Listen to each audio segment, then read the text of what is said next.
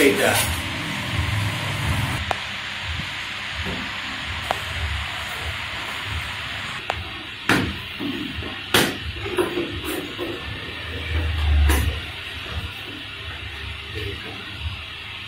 ওটা ক্যাপাসিটি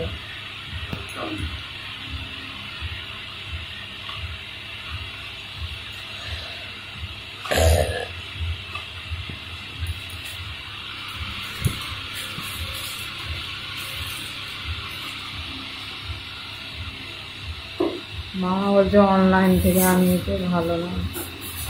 একটু লোকের কথা শোনা কেন? আপুই শুনছে বলছে